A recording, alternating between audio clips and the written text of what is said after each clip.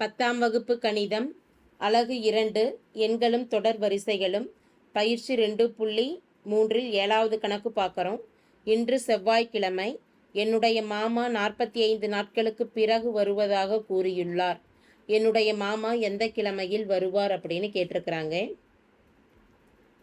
ஒரு வாரத்தின் நாட்கள் மொத்தம் எத்தனை? 7. வாரத்தின்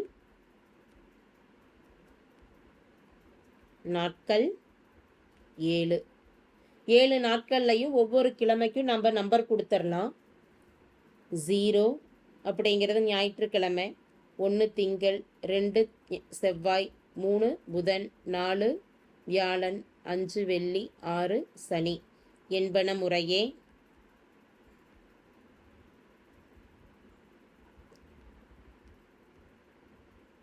ஞாயிறு முதல் சனி வரை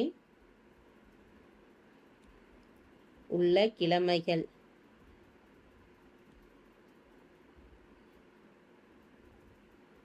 என்க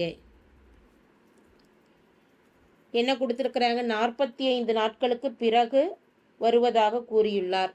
அப்போ 45 என்ன மதிப்புன்னு தெரியாது, கான்கரன்ஸ் எக்ஸ்ன்னு எடுத்துக்கிறோம். வாரத்தின் நாட்கள் 7ங்கிறதுனால மட்டு மதிப்பாக 7 எடுத்துக்கிறோம். மட்டு மதிப்பு 7. இதை சுருக்கலாம். 45 மைனஸ் எக்ஸ் ஈக்குவல் டு 7 என்னன்னு கொடுக்கலாம். n என்பது ஏதேனும் ஒரு முழு. 45 minus X equal to 7n அப்படிங்கிறதுனால 45 மைனஸ் எக்ஸ் என்பது 7ஆல் வகுபடும். 45 மைனஸ் எக்ஸுக்கு பதிலாக, அதாவது 45ஐ விட குறைவான 7ஆல் வகுபடக்கூடிய எண் என்ன அப்படின்னு தெரியணும்னா எக்ஸுக்கு ஒவ்வொரு நம்பராக கொடுத்துட்டு கழிச்சிட்டு வரலாம். 45 மைனஸ் 1ன்னா 44 வகுபடாது. எக்ஸுக்கு 2ன்னு கொடுக்குறப்ப 45 மைனஸ் 2 43 7ஆல் வகுபடாது.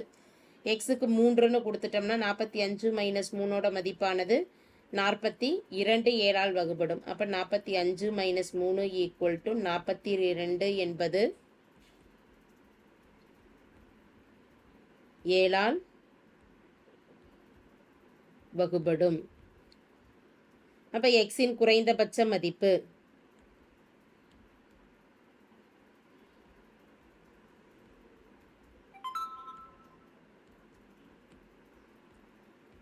3 ஆகும். கொடுக்கப்பட்டிருக்கக்கூடிய எண்ணானது செவ்வாய்க்கிழமைன்னு கொடுத்துருக்குறாங்க. அப்போ செவ்வாய்க்கிழமை அப்படிங்கிறது எந்த எண்ணை நாம் கொடுத்துருக்குறோம்? செவ்வாய்க்கிழமை. செவ்வாய்க்கிழமை என்பது 2. செவ்வாய்க்கிழமை 2ஓட எக்ஸின் மதிப்பு 3 கூட்டிட்டு அப்படின்னா நமக்கு கிடைக்கக்கூடிய மதிப்பானது 5. அப்போ 5 என்பது எந்த கிழமையை குறிப்பிடும்? 5 என்பது வெள்ளிக்கிழமை. therefore மாமா வரும் கிழமை என்ன?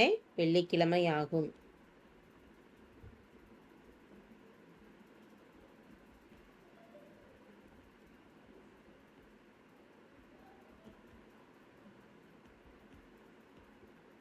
வெள்ளிக்கிழமை ஆகும்.